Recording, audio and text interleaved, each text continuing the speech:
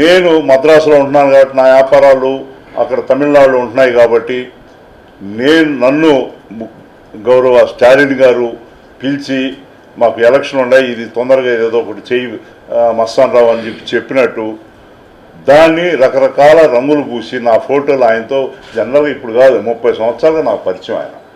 మా ఇంటి ఎదురుగానే టీఎస్పీ సొసైటీలో ఇద్దరం వాకింగ్ చేస్తూ ఉంటాం. సో వాకింగ్ చేసుకున్నప్పుడు జనరల్గా అయిపోయిన తర్వాత కూర్చొని ఆయన అందరితో పిచ్చాపాటి మాట్లాడుకొని ఇది కాఫీ టీ ఇస్తారు అంతే, అంతవరకు కానీ రాజకీయాలు సంబంధం లేదు. ఒకవేళ ఉన్నా కూడా గౌరవ తమిళనాడు ముఖ్యమంత్రి గారు నాతో ఎందుకు చెప్పాలా, నేరుగా వారు ఆంధ్రప్రదేశ్ ముఖ్యమంత్రితో మాట్లాడుకొని వాళ్ళకి కొత్త ఏం కాదు. డిఎంకేలో అప్పుడు డిఎంకే కూడా అందరూ భాగస్వామ్య పక్షాలుగా ఎన్డీఏలు ఉన్నారు గతంలో, వాళ్ళే కొత్తగా చంద్రబాబు నాయుడు గారు కన్వీనర్ ఉన్నారు, వాళ్ళు దాంట్లో క్యాబినెట్లో ఉన్నారు, ఎన్డీఏ క్యాబినెట్లో. ఇప్పుడు నా సహాయం కోరాల్సిన పరిస్థితి కాదు వాళ్ళది. అటువంటి పరిస్థితుల్లో నా పేరు నేనేదో ఆయన తమిళనాడు గౌరవ ముఖ్యమంత్రి గారు చెప్పారు, నేనేదో లోకేష్ బాబు గారు వచ్చిన రోజు లోకేష్ బాబు గారు నన్ను పక్క పిలిచి ఈ సాగర్ డిఫెన్స్ అనే ప్రాజెక్ట్ ఇనాగరేషన్ కోసం వచ్చినప్పుడు ఇది ఎందుకు ఇన్ని రోజుల నుంచి ఈ బోట్ ఇక్కడ ఎందుకుండా ఏదో ఒకటి చేసి దాన్ని పంపించండి ఎందుకు ఇక్కడ అన్నట్టు నేను ఆ రోజే రంగప్రవేశం చేసి తలా 10 లక్షల రూపాయలు జోలుదిన్ని కాపు ఒక అతనని, ఇంకొక కడపాలెం కాపు అని, ఇసుకపల్లిపాలెం కాపు అని తలా 10 లక్షల రూపాయలు ఇచ్చినట్టు, బోట్లు ఆ రాజు అదృశ్యం అయిపోయినట్టు ఒక కట్టుకథ ఎవరం లేదనేది తరువాత విషయం చేస్తుంది. సో నేను అసలు పార్లమెంట్ సమావేశాల్లో ఉన్నా, ఆ సాగర్ ఇనాగర్ దాన్ని కూడా ఆ సాగర్ డిఫెన్స్ ప్రాజెక్ట్ కూడా బిఎంఆర్ది, రేపు బిఎంఆర్ వస్తున్నాడు మనం కూడా చెప్పలేదు ఇనాగరేషన్కి అని చెప్పి నా మీద అది ఒకటి చెప్పాడు. నేను రాలేదు కాబట్టి ఈయన కాదులే ప్రాజెక్టు అని చెప్పి మళ్ళీ గమ్మ అయిపోయి నేను వచ్చి నన్ను పిలిచి చెప్పినట్టుగా గౌరవ లోకేష్ గారు చెప్పినట్టుగా నేను ఇడిపించినట్టుగా డబ్బులు కట్టి అందరికీ ఏదో ప్రలోభ పెట్టి. సో ఈ ఎలా ఉంటాయో మీరే చూడండి. కాబట్టి నేను ఇక్కడ లేను. తర్వాత ఆ బోట్లు దానికి 20 రోజుల ముందు నుంచి, నెల రోజుల ముందు నుంచి ఇది ఆ రోజుకి ఆ రోజు బోట్లు వదిలింది కాదు. ఎందువల్లంటే ఆ బోట్లు 6 నెలల పై నుంచి ఆగిన బోట్లు ఇప్పుడు కూడా వాటికి ఈ సముద్రపు గాలికి తుప్పు పెట్టిపోతాయి, ఆ ఇంజిన్లు కానీ మోటార్లు అన్నీ కూడా. అటువంటి దాన్ని అక్కడి నుంచి కారైకల్ నుంచి వచ్చిన ఓటర్, నేను కూడా నాకు వచ్చిన సమాచారం ప్రకారం అక్కడ బోటు ఓనర్లు కావలి లాడ్జిల్లో దిగి ఒక నెల రోజుల నుంచి వాటి రిపేర్ చేసుకోవడం ఎవరితో, స్థానికుల సహాయంతో లేకుండా ఉంటే జరగదు. ఆ స్థానికులు ఎవరనేది తర్వాత ఎంక్వైరీలో తేలుతుంది. సో ఈ విధంగా దానికి రిపేర్లు చేయించుకోవడం, మోటార్లు రిపేర్ చేసుకో లోకేష్ బాబు గారు రాకముందు నుంచి జరుగుతుంది. ఇది ఆ లోకేష్ బాబు గారికి అసలు ఏ సంబంధం లేదు. సో అటువంటివి జరుగుతున్నప్పుడు ఒక పోలీస్ యంత్రాంగం కానీ పోలీసు ఎఫ్ఐఆర్లు ఉన్నాయి, అందులో 3 పోలీసు వాళ్ళు కాపడా ఉన్నారంట. అందులో 3 కాపులకి వాళ్ళున్నా కూడా స్థానికంగా వాళ్ళకి ఒక కట్టుబాటు ఉంటుంది కాబట్టి వాళ్ళ దగ్గర కూడా ఎందుకు కొంచెం ఎక్కువ జాగ్రత్త తీసుకోవాలనే ఉద్దేశంలో ఆ 3 కాపులకి కూడా బాధ్యత అప్పచెప్పి అన్ని గ్రామాల తరఫున ఇసుకపల్లి కాపు దగ్గర, తోటయ్య నాయన దగ్గర తాళాలు ఇచ్చారు. కానీ ఇది అంతా కూడా తాళాలు ఇచ్చిన 2 నెలల క్రితం 4 నెలల క్రితము, ఇప్పుడు ఎఫ్ఐఆర్ అయిన తర్వాతనే ఈ బోట్ రిపేర్లు ఎక్కడి నుంచి జరిగింది. ఇది రాత్రి జరిగినటువంటి బోట్ రిపేర్లు కాదు, ఏం కాదు. ఒక్కో దాంట్లో 1500 లీటర్ల దాకా డీజిల్ కావాలి. ఈ 4 బోట్లకి ఈ విధంగా ఇన్ని వందల వేల లీటర్లు డీజిల్ ఎక్కడి నుంచి వచ్చింది? ఒక్క రోజులో అసలు రాదు. రిపేర్లు ఎవరు చేశారు, దీని సూత్రధారులు ఎవరెవరు ఇన్వాల్వ్ అయి ఉన్నారు, అన్నీ కూడా ఎంక్వైరీ చేయమని చెప్పి నేను గౌరవ ముఖ్యమంత్రి గారిని కూడా, ఎందుకంటే ఇది ఒక గ్రామం సంబంధించింది కాదు, 164 మత్స్యకార గ్రామాలకు సంబంధించింది, 3 రాష్ట్రాలకు సంబంధించింది, పాండిచ్చేరి, యూనియన్ టెరిటరీ, తమిళనాడు, ఆంధ్ర, అంతర్రాష్ట్ర వివాదం కాబట్టే దీనికి శాశ్వత పరిష్కారం ఉండాలి. అంటే తరచూ గత 30-40 సంవత్సరాలకు ఇది రావడం, ఎంతోమంది దీనివల్ల దెబ్బలు తినడం, బోట్లు పోవడం, వలలు పోవడం, మన మత్స్యకార సోదర నోటి దగ్గర మత్స్య సంపద లేకుండా పోవడం, పెద్ద బోట్లు వస్తే మొత్తం ఊడ్చుకొని వెళ్ళిపోతాయి. అటువంటి దాన్ని శాశ్వత పరిష్కారం రాష్ట్రాల మధ్య జరిగితే, ఒప్పందం జరిగితే దాని ప్రకారం కట్టుబట్టి ఉండాలని చెప్పి వీళ్ళు కూడా ప్రారంభించారు. ఇది మన ఆంధ్ర ఫిషరీస్ కమిషనరు రామశంకర్ నాయక్ గారు అయితేమి, మన కలెక్టర్ గారు, అదేవిధంగా పోలీసు యంత్రాంగం అవతల గవర్నమెంట్తో కూడా పాండిచ్చేరి గవర్నమెంట్తో మాట్లాడడం కూడా ప్రారంభించారే. కానీ ఇది తొందరగా పరిష్కారం చేసి ఉంటే ఇంత దూరం వచ్చిండేది. ఎప్పుడో సెప్టెంబర్ అక్టోబర్ 4 బోట్లు కట్టేసి ఉంటే ఇక్కడ దాన్ని జోలికి పోకుండా ఇప్పుడు అనవసరమైనటువంటి నిందలు అమరపడాల్సి వస్తుంది. సో ఈ పరిస్థితుల్లో ముఖ్యమంత్రి గారిని నేను కోరడం జరిగింది. దీని మీద enquiry, high level commission enquiry చేయడం, దాంట్లో నిజాలు నిగ్గుదేల్చడం, విషయం చేయి దాటక ముందునే ఇది ప్రభుత్వాలను కూడా ఎరగబెడుతున్నారు. కాబట్టి అందులో లోకేష్ బాబు గారు కూడా ఆయన చెప్పినట్టు ఆయన మీద కూడా నిందలు మోపుతున్నారు. కాబట్టి ఇది తొందరగా చేయమని చెప్పి కోరడం. నేను కేంద్రంలో కూడా మత్స్యశాఖ మంత్రులు రాజీవ్ రంజన్ గారికి నేను స్వయాన, ఆయన ఆ రోజు రాత్రి లేకపోతే ఆయన MOs minister of state Baghel గారి దగ్గర ఇవ్వమంటే విషయం చెప్పి అది ఆ కాపీ కూడా మీకు ఇస్తాను కోరడం జరిగింది. ఎందువలంటే ఇది అంతర్రాష్ట్రీయ వివాదం. కాబట్టి నిన్న కొంతమంది అక్కడ విజిటివ్ పోయి జోగులదిన్ని షిప్పింగ్ హార్బర్ దగ్గర అదంతా ఎందుకు, మా కేంద్ర ప్రభుత్వం ఎంక్వైరీ దేనికి, రాష్ట్ర ప్రభుత్వాలు ఎంక్వైరీలు దేనికి, అంత దూరం దేనికి, బిఎంఆర్ కాల్ లిస్టు బయట పెడితే తెలిసిపోద్ది కదా, లేకపోతే బిఎంఆర్ బ్యాంక్ అకౌంట్ ఓపెన్ చేస్తే తెలిసిపోద్ది కదా అనే విధంగా మాట్లాడడం జరుగుతుంది. అందుకే నేను కమిటీ ఇవ్వలేదు. గతంలో ఏం చెప్పారు, లోకేష్ బాబు గారు నన్ను పిలిచి జోగులదిన్నిలో చెప్పినట్టు అది నిజం కాదనేది మళ్ళీ ఇంకొక వర్షంలో కొంతమంది రాజకీయ నాయకులు మీకు అందరికీ తెలిసిన విషయం అది మాట్లాడడం జరుగుతూ ఉంది.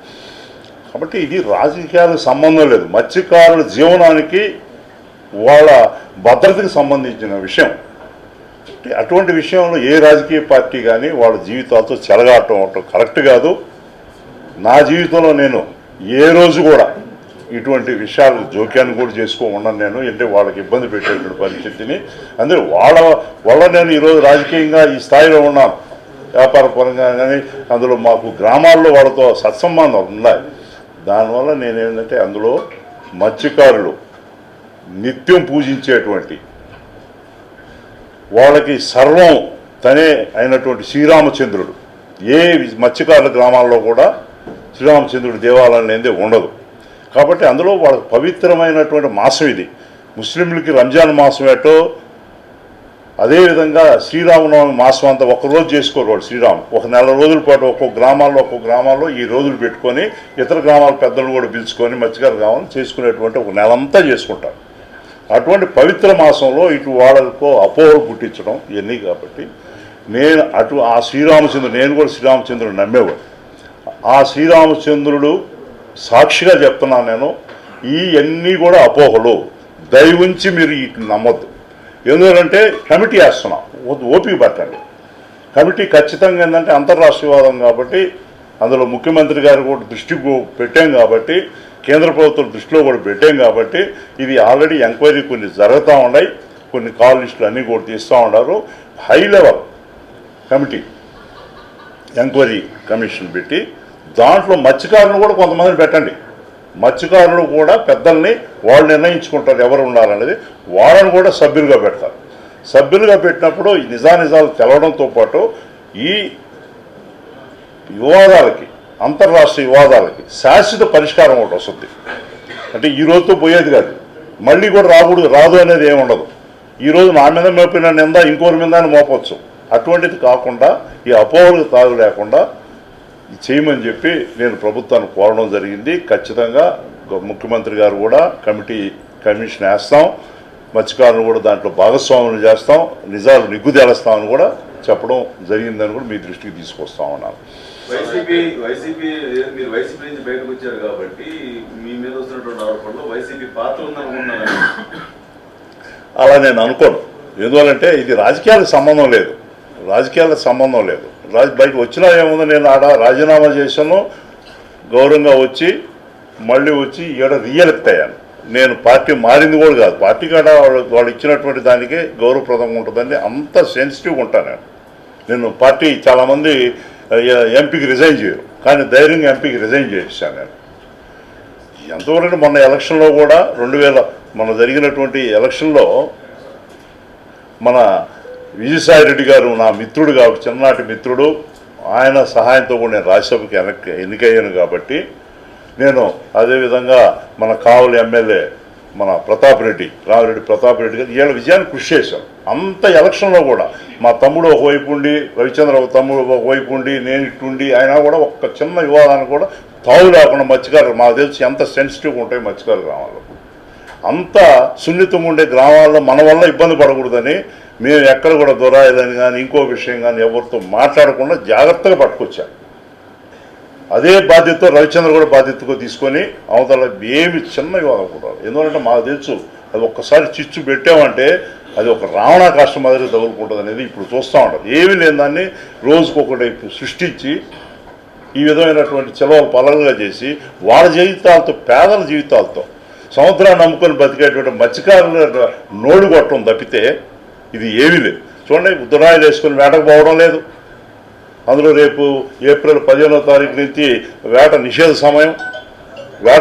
సమయంలో వాళ్ళు ఈ విధమైనటువంటి ఈ 10 రోజులు ఏం చేసినా వేట చేసుకొని వాళ్ళు జీవనం గడుపుకోవాలి. అటువంటి వాళ్ళని జీవనాన్ని కూడా వేటకు కూడా పోనీయకుండా వాళ్ళు పాపం వాళ్ళ కట్టుబాట్ల ప్రకారం కట్టుదిట్టం చేసుకొని ఇది నిజాలు తేలాలని వాళ్ళు ఉన్నారు. మేము కూడా నిజాలు తేల్చాలి, నిగ్గు తేల్చాలి, నేను ఉన్నాను, మా పార్టీ ఉంది అని చెప్పి కూడా మీ అందరికి కూడా అంటున్నారు. కానీ ఒక మాజీ మంత్రి స్థాయి అధికారి బేదా సోదరుల సహకారంతోనే అది బయటికి వెళ్ళే బోట్లు అని చెప్పి స్వయంగా మాజీ మంత్రి ఆరోపిస్తున్నారు. మీరేమో లేదు అంటున్నారు. ఎలా చూడాలి? ఆరోపణ వేరు, వాస్తవాలు వేరు.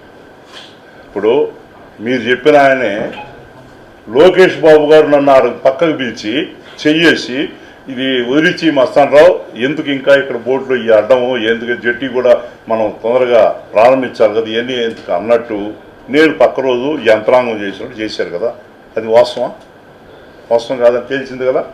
తర్వాత ఏం పెట్టారు, ఇప్పుడు అయ్యని కేంద్ర ప్రభుత్వం ఎందుకు, రాష్ట్ర ప్రభుత్వం ఎంక్వైరీలు దేనికి, గొడ్డుతో పోయేదానికి గొడ్డలతో దేనికి, ఆయన బ్యాంక్ అకౌంట్ తీయమనండి, ఆయన డేటా కాల్ తీయమనండి, నేను రెడీగా ఉన్నాను కదా, రెడీగా ఉన్నాను. కమిషన్ వేస్తే అన్నీ బయట పెడతారు. ఈ రోజు కూడా నాది, ఈ రోజే ఇమ్మన్నా కూడా కలెక్టర్ గారి దగ్గర, ఎస్పీ దగ్గర, ఐజీ దగ్గర ఎక్కడ ఇమ్మన్నా ఇస్తా. నేను కానీ నా కుటుంబ సభ్యులు ఎవరి ద్వారా నుంచి ఒక్క పైసా ఎక్కడికన్నా ఇటువంటి విషయాలకు సంబంధించి పోయినా, అతను నాతో 6 నెలల లోపల ఆ తోట అయినా అతను మాట్లాడున్నా నేను చూసా. అతను 2 రోజులు ఏం మాట్లాడలేదు, 3వ రోజు అది చూసా. వీడియో చూసిన తర్వాత చెప్పు అంటా ఉన్నారు. అతను ఏంది బిఎంఆర్ అంతే, ఇంకెక్కువ మాట్లాడడం నేను గమనించాను దాన్ని. బిఎంఆర్ అంటే బిఎంఆర్ పేరు అసలు ఎందుకు వచ్చింది, ఇవన్నీ కూడా విచారణగా తేలం. సార్ రేపు ముఖ్యమంత్రిగా వస్తున్నారు అంటే సాగర్ డిఫెన్స్ అకాడమీకి అక్కడ పొలం కూడా ఇవ్వడం జరిగింది. తర్వాత మత్స్యకారుల సమస్య రెండింటి మీద మాజీ ముఖ్యమంత్రి జగన్ అక్కడికి వచ్చిన పరిస్థితులు నేపథ్యంలో మీరు ఏమి వివరణ ఇవ్వబోతున్నారు? అక్కడ ప్రైవేట్కి అంటే కంపెనీలు ఆహ్వానించడంపై, దీని తర్వాత మత్స్యకార సమస్యలపై రేపు మాజీ ముఖ్యమంత్రి వచ్చే దానిపై మీరేమి? సాగర్ డిఫెన్స్ అనేది వేరే రాష్ట్రాలు పోటీ పడినా కూడా లోకేష్ బాబు గారు జోక్యం చేసుకుని, ఇదేంటంటే అది ఒక రీసెర్చ్ వింగ్, అది పూణే బేస్డ్ రీసెర్చ్ వింగ్. దాని రీసెర్చ్ వింగ్ ద్వారా సముద్రంలో ఈ డ్రోన్స్ అన్నీ తిరుగుతాయి. ఎక్కడ మత్స్య సంపద ఎక్కడుంటుందో కనిపెట్టి ఇక్కడికి ఇన్ఫర్మేషన్ చేరేస్తే ఈ స్థానికంగా ఉండేటువంటి మత్స్యకారులు అన్ని దగ్గర వలేసి ఇబ్బంది పడకుండా అక్కడ పోతే ఎక్కువ క్యాచ్ వస్తుంది అనేది ఒక సాగర్ డిఫెన్స్ యొక్క సదుద్దేశం. అందులో ఎవరన్నా ఒక గస్తీ తిరిగినట్టు కూడా ఉంటుంది. ఒక విదేశీ శక్తులు ఎవరన్నా కూడా గతంలో అక్కడ కూడా జరిగింది, బాంబేలో కూడా ఎవరో తాజ్ మీద చేసేటప్పుడు సముద్ర తీరంలోనే వచ్చారు. ఏది జరిగినా కూడా సముద్రం నుంచి వస్తుంది. అటువంటి ఇన్ఫర్మేషన్ కూడా సరే అధికారులకు తెలియజేయడానికి వాటన్నిటికీ ఈ రీసెర్చ్ సాగర్ డిఫెన్స్ అనేది ఉపయోగపడుతుంది. అంతేగాని ఇప్పుడు పరిశ్రమలు ఎన్నో ఆహ్వానిస్తూ ఉన్నారు. ఈ రోజు కూడా 25,000 కోట్ల రూపాయలతో ఒక డేటా సెంటర్ వస్తుంది, 1,02,000 మందికి ఉద్యోగ అవకాశాలు ఇప్పుడు ఉదయం కూడా పేపర్లో చూశాను. అంటే పరిశ్రమలు రావడం అనేది అది మన రాష్ట్ర అభివృద్ధికి, నిరుద్యోగ యువతకి అవసరం అది. అంతేగాని పరిశ్రమలే రాకూడదంటే ఎలాగా? ఇప్పుడు మత్స్యకారులని ఎందుకు టార్గెట్ చేశారు? ఇది రాజకీయమా లేదంటే వ్యాపార పరంగా? నేను అవన్నీ కూడా అనుకోవడం లేదు. దీనికి ఎవరో ఏదో ఎక్కడో రగిల్చారో ఎక్కడో రాస్తాం. దీనికి కమిటీ వేస్తే కమిషన్ వేస్తే కానీ విషయాలు తెలియదు. నేను ఎవరిని నిందించడం లేదు. ఎవరో రాజకీయ లబ్ధి కోసం వాళ్ళ పార్టీల లబ్ధి కోసం 4 మాటలు మాట్లాడుతుంటారు. అది దానికి నేను అంతగా వాటి గురించి వరి కాదు. ఇది సున్నితమైనటువంటి అంశం. ఈ అంశంలో రాజకీయ వివాదాన్ని తెరపైకి తీసుకొస్తే మత్స్యకారుల మధ్య తీవ్రమైనటువంటి విభేదాలు వచ్చే అవకాశం ఉంది. దీన్ని ఏ విధంగా పరిష్కరించబోతున్నారు ప్రధానంగా? అయితే తోటయ్య అనే వ్యక్తి మీ పేరు చెప్పడం వెనుక ఎవరన్నా ప్రధానంగా ఉన్నారనుకో. అందుకే నేను కమిషన్ ఏమనేది దేనికంటే ఎందుకు అసలు అందులో వేరే ఎవరో చెప్పుంటే దాన్ని పెద్ద పట్టించుకునేవాడు కాదు. తోటయ్య అనే వ్యక్తి నా స్వగ్రామం. అందులో నా స్వగ్రామంలో నేను ఎంత జాగ్రత్తగా ఉంటానో మీకు తెలుసు. స్వగ్రామం అతను కాపుదాపులు చేస్తే నమ్మతారేమో అని బలవంతం చేసే 3వ రోజు నేను చూస్తానే ఉండే వీడియో చాలాసార్లు రిపీట్ చేశాను. కాబట్టి కమిషన్ ఇస్తే ఆ తోటయే లేకపోతే ఇద్దరు కాపులు ఎందుకు చెప్పడం లేదు? 3 జాలిరెడ్డి అనే ఒక అతను జోవల్దిన్ని, ఇంకొక కడపాళ్ళెం అతను వచ్చేసి శెట్టి, ఇతను ఒకరు 3కి బాధ్యతలు అప్పచెప్పారు. ఇద్దరు ఎందుకు చెప్పడం లేదు నేను అడుగుతున్నా. ఈయన దగ్గరే ఎందుకు చెప్పిస్తున్నారు? అది 3వ రోజు. ఆ 3వ రోజు అది ఏందనేది కమిషన్ ద్వారానే తెలియాలి. అప్పుడు దాకా నేను అనవసరంగా ఎవరి మీద నిందలే తెలుసుకోలేదు. నేను ఎవరి గురించి మాట్లాడదలుచుకోలేదు.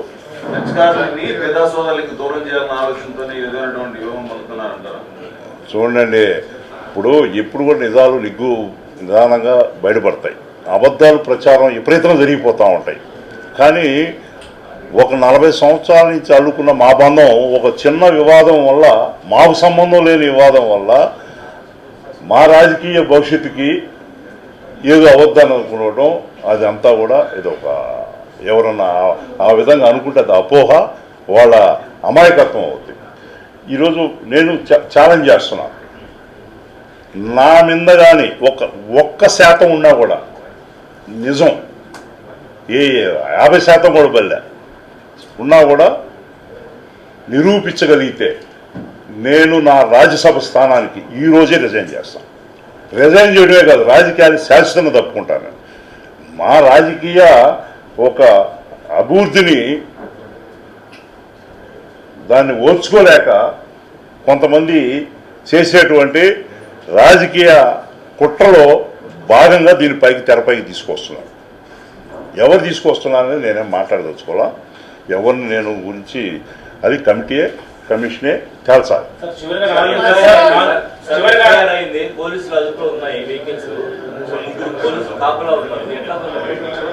పోలీసుల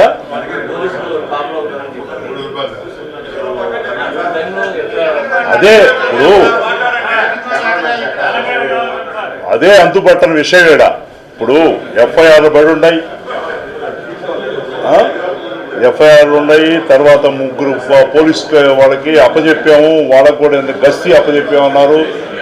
కాపులు అందరికీ 3 వాళ్ళని నమ్మకుండా కొన్ని మత్స్యకార గ్రామాలు కూడా వాళ్ళ కట్టుబాటు ప్రకారం వాళ్ళు కూడా కాపులా ఉన్నారు. అందులో ఒక రాత్రి ఈ బోట్లు ఎత్తుకొని వెళ్ళేది కాదు, మామూలు బోట్లు కాదు. ఈ 180 హార్స్ పవర్ ఇంజిన్లు ఉండేది. కాబట్టి దాన్ని 9 నెలల నుంచి మూలబడేటికి రిపేర్లు ఉంటాయి. ఆ రిపేర్లు చేసుకుని ఇన్ని జరిగిందంటే ఒక రోజులో రాత్రి జరిగింది కాబట్టి ఇన్ని రోజులు, ఈ నెల రోజులు దీని వెనక సూత్రధారులు ఎవరు అనేది నిగ్గుదేల్చి మత్స్యకారులు ఉన్నటువంటి అపోహని వాళ్ళని నివృత్తి ఇవ్వాలనేది నేను కోరుకునేది కూడా. వాళ్ళు ఏది తెలుసుకోవాలనుకుంటున్నారో అదే నేను తెలుసుకోవాలనుకుంటున్నాను.